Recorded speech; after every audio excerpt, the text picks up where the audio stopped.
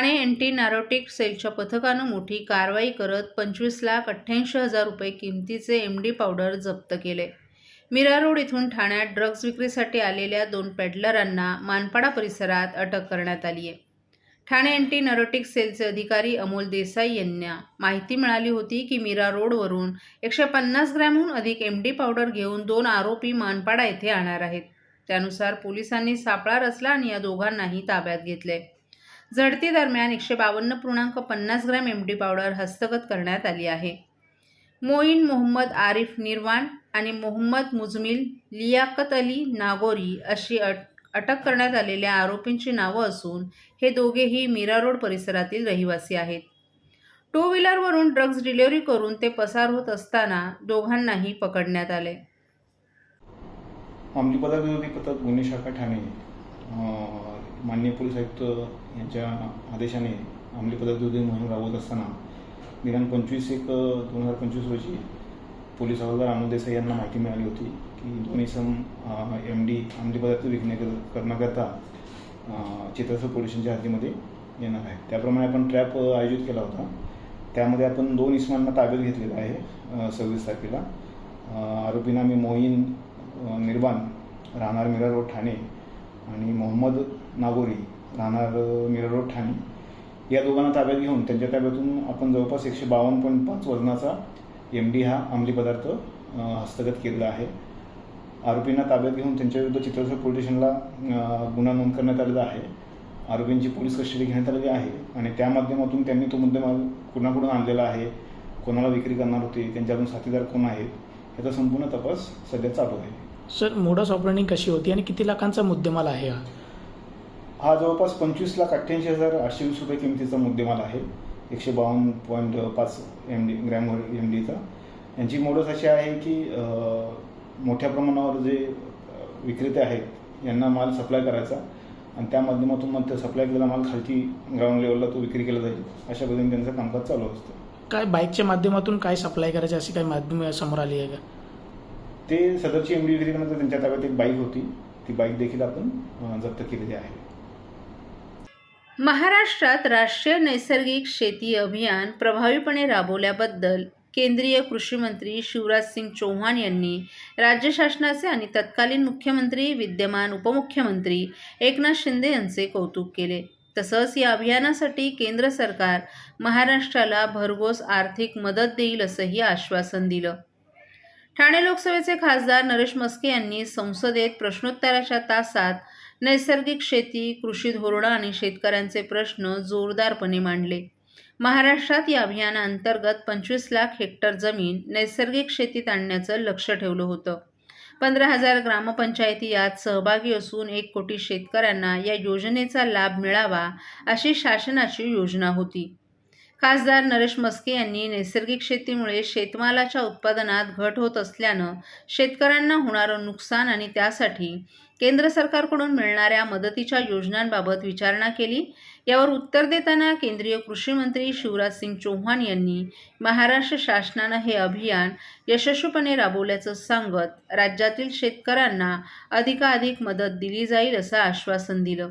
या मुद्द्यावर अनेक खासदारांनीही समर्थन दर्शवलं. नैसर्गिक शेतीला अधिक बळकटी देण्यासाठी केंद्र सरकार महाराष्ट्राला मोठ्या प्रमाणात मदत करेल असंही कृषी मंत्र्यांनी स्पष्ट केलंय.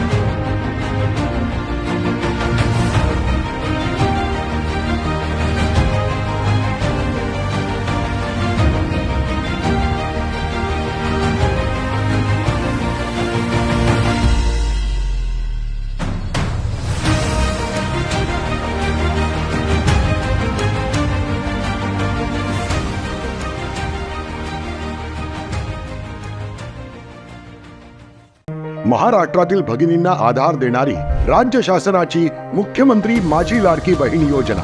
या योजनेअंतर्गत अल्प उत्पन्न गटातील 21 ते 65 वयोगटाच्या भगिनींना मिळणार दरमहा 1500 रुपयांची मदत. अर्ज करण्यासाठी 31 ऑगस्ट 2024 पर्यंत मुदतवाढ. कुटुंबाचं वार्षिक उत्पन्न 2.5 लाख रुपयांपेक्षा कमी असलेल्या महिला पात्र.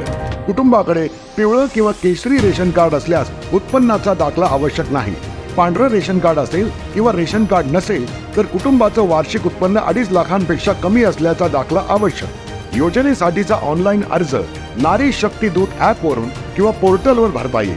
ज्या भगिनींना ऑनलाईन अर्ज भरता येत नसेल त्यांच्यासाठी अंगणवाडी, ग्रामपंचायत, वॉर्ड ऑफिस, सेतू सुविधा केंद्रामध्ये किंवा आशाताई बचत गटाच्या CRP यांची मदत उपलब्ध. आता आपल्याला अभिमानानं म्हणता येईल, सुखी आणि सुरक्षित आहे माझी लाडकी बहीण.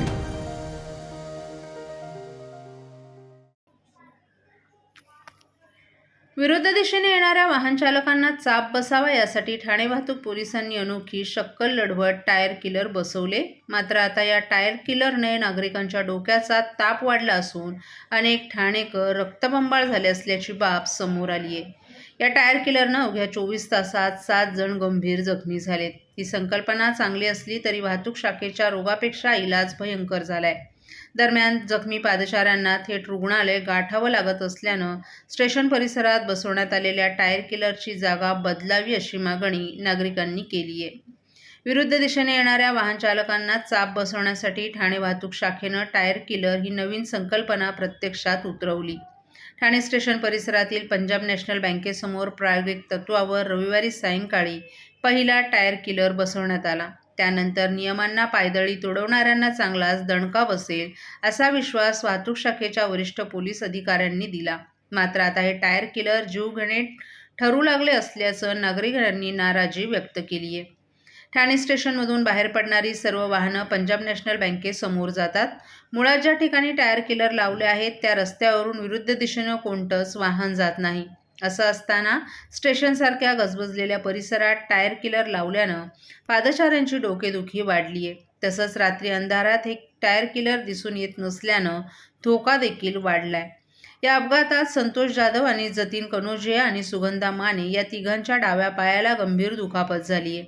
टायर किलरला असलेले खिळे पायाच्या तळव्यात खोलवर घुसले असून तिघांनाही जोरदार रक्तस्राव झाला. जखमींना तात्काळ रुग्णालयात जाऊन इंजेक्शन्स घ्यावी लागली तर उर्वरित जखमी झालेल्यांवर उपचार सुरू आहेत. आगामी गणेशोत्सवाच्या पार्श्वभूमीवर ठाणे महानगरपालिकेने विसर्जन प्रक्रियेत शिस्त आणि नियोजन आणण्यासाठी ऑनलाईन अपॉइंटमेंट प्रक्रिया लागू केली आहे. सार्वजनिक गणेशोत्सव मंडळांनी आपल्या गणेश मूर्तींच्या विसर्जनासाठी महापालिकेच्या अधिकृत संकेतस्थळावर जाऊन पूर्वनियोजित वेळ स्लॉट बुक करणं बंधनकारक असेल.